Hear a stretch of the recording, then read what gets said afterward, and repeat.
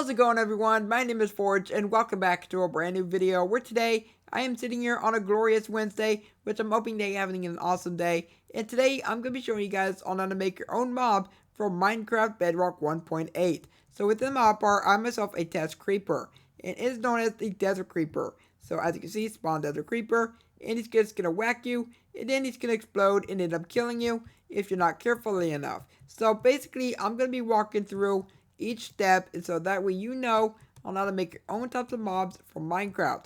So if you enjoyed this video, then please let me know by leaving a like on it and subscribe for more videos by me in the future, and let's get started. So the first thing that you need to do is go ahead and get yourself two folders.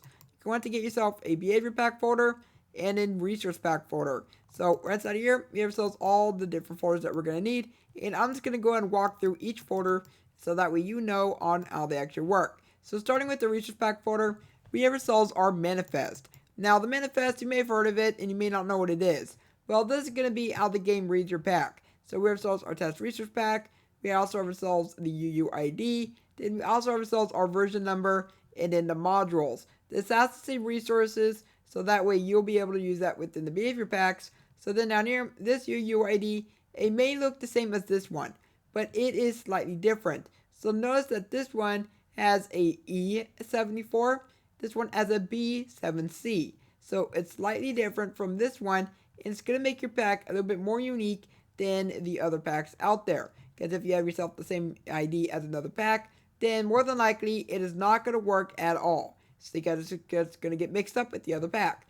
But that's it for the manifest, and we're going to go ahead and move on to the next thing, which is going to be the textures. So this is going to be where you put in all your different textures for your mobs.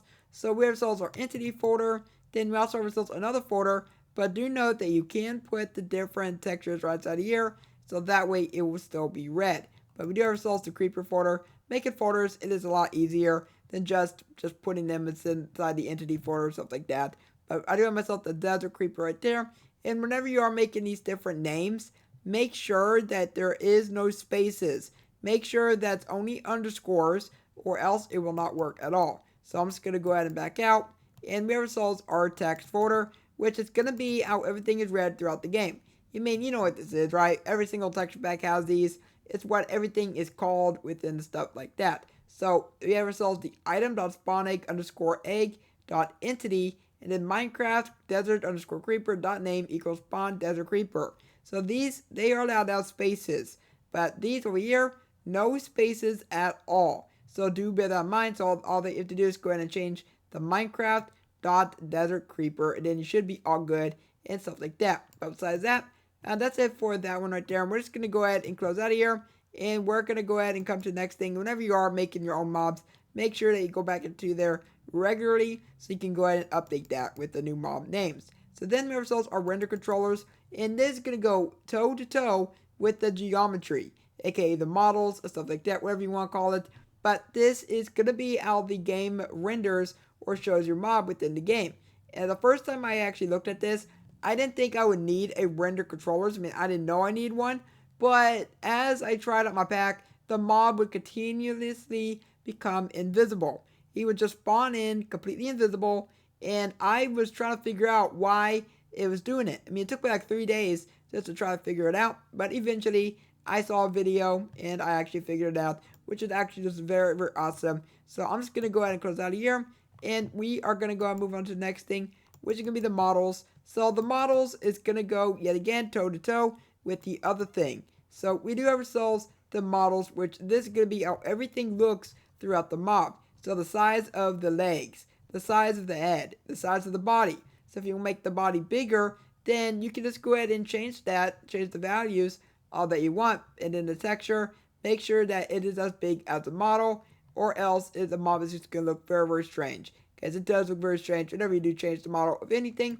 But I'm just going to go ahead and close out of here, and make sure that whenever you are naming this, the geometry dot whatever your mob name is, you could have geometry dot desert creeper, geometry dot desert wolf, whatever you want, and then you should be all good. So next up, we have ourselves our materials folder. So within the materials folder, it is very, very self-explanatory. And basically, whenever you're adding in a mob to the game, you're going to want to go ahead and put inside a year. And this is going to tell you what that entity is, so that way you can use it within your own mobs and stuff like that.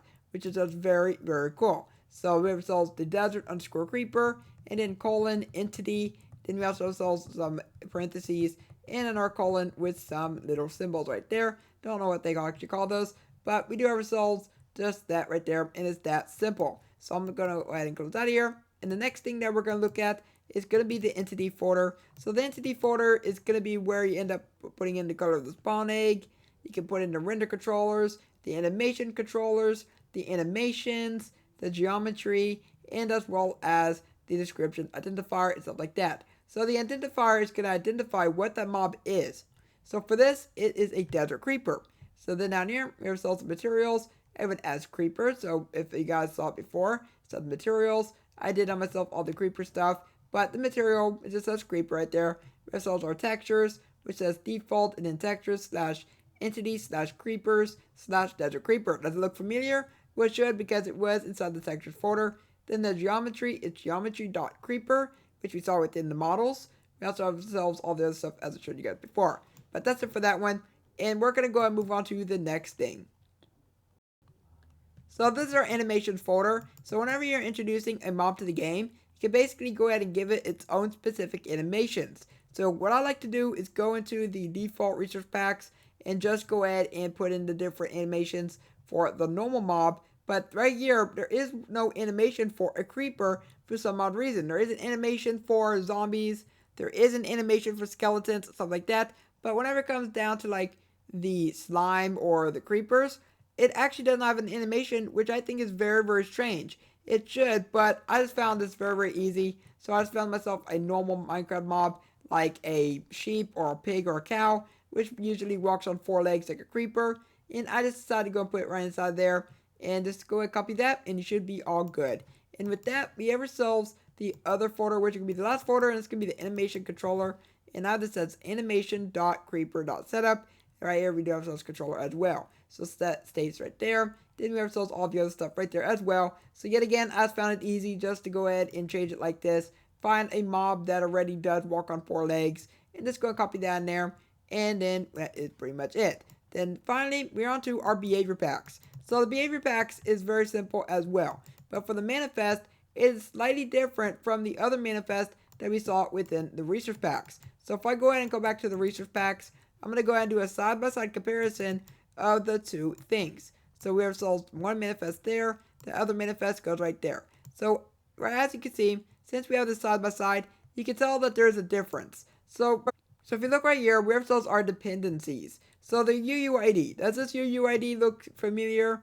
Well, it should, because it is this UUID right here. So your top UUID for your resource packs will go right over here. So then the other UUID that you have is just going to stay put here.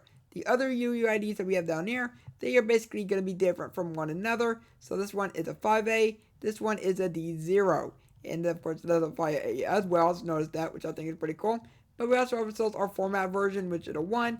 The header, okay, the description of the pack, the name of the pack, the platform locked. So if you want it to be locked on a certain platform, then you can just go and do that. But I just keep it on false because you want it to be available to everyone. I mean, why would you want it to be only available to one certain pack? I mean, you wouldn't.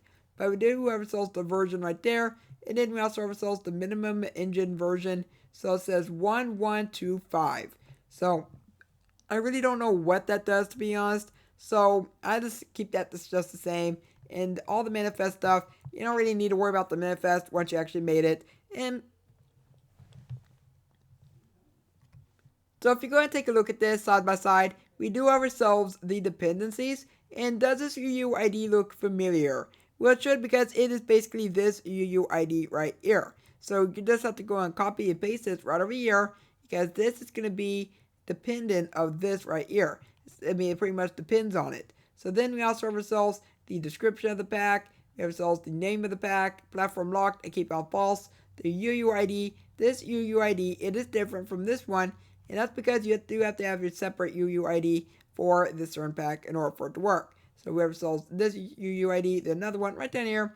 And then that's pretty much it for that one right there. And with that, let's move on to the next thing for the behavior packs, which is going to be spawn rules. So this is going to tell you about how the mob spawns. Does it spawn on the surface? Does it spawn underwater? Does it spawn underground? Does it spawn in the nether? Well, all this is going to go right here. Of course, you want to put on their spawns in nether, stuff like that. But down here, we do have ourselves the biome filter. So the biome filter is where you can put in all your different biomes. Like for the nether, there is actually another name for the nether, which I can't really think of it at the moment. But the biome is not called nether. So do bear that in mind. Of course, within the default Minecraft add-on pack, they actually do have a biomes.json file, which is going to tell you about all the different names for the different biomes. So that way you can just go and put that right in there, and you should be all good. Of course, for this, I have that's desert_ills. Then I have myself a comma. You have to have this comma, or else the other stuff won't work. So if I were to go ahead and get rid of that, then it's not going to work at all. But for the comma, that is very, very necessary. So then down here, we have ourselves our normal desert. And then we have ourselves our difficulty filters, which at a minimum difficulty is easy. And then the maximum is hard. So if you wanted to, you can go ahead and increase that to peaceful mode. And maybe all the monsters will spawn in peaceful mode now.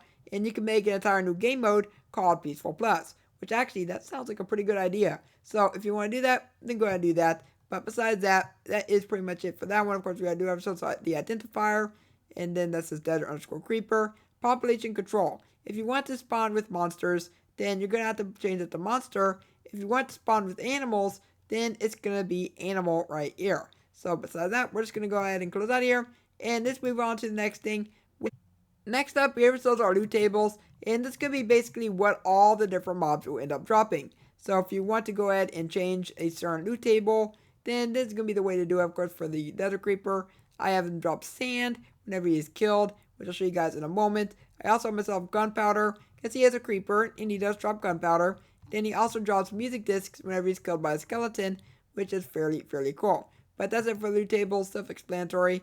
But then for the final folder, we have ourselves the entities. So with the entities folder, if I go ahead and show you guys, this is going to be all the different component groups and stuff like that makes the mob work as a mob. So you can go ahead and put baby stuff in there, like baby mobs. You can do a lot of different things in here. And since this is a creeper, there's all the standard creeper rules for him becoming charged, for him to become of course, explode, stuff like that. Well, all that will go inside of here. But you are going to have to pay attention to one thing, and that is all the way at the very top. And that's going to be involving the loot table. So yeah, see, this is why you need the loot tables. If you just go and put in there creeper.json, then it's just going to drop gunpowder and nothing else, except for the music discs. But I decided to go ahead and make my own loot table, as I showed you guys before. Then it goes right inside of there. And then that's pretty much it. So there you guys go. That's how you make your own types of add-ons for Minecraft Bedrock Edition. And I just showed you guys before. I'm just going to go ahead and come back inside of here. And I'm going to go ahead and kill this creeper with a sword. So that way I can go ahead and demonstrate that the loot table is working just fine. So let's go ahead and come inside of here. Let's grab myself my sword. I'm going to go ahead and spawn in this creeper right here. And then 1, 2, 3. And as you can see, he just dropped that sand. Did he drop any gunpowder? Let's see. Please drop the gunpowder, buddy. There we go. He dropped the gunpowder. So the loot tables, they work just fine. Now, if you guys thought that this video was helpful or informative, then please let me know by leaving a like on it and subscribe for more videos by me in the future. And for now, I hope that you have a logical day, and I will catch you next time. Bye.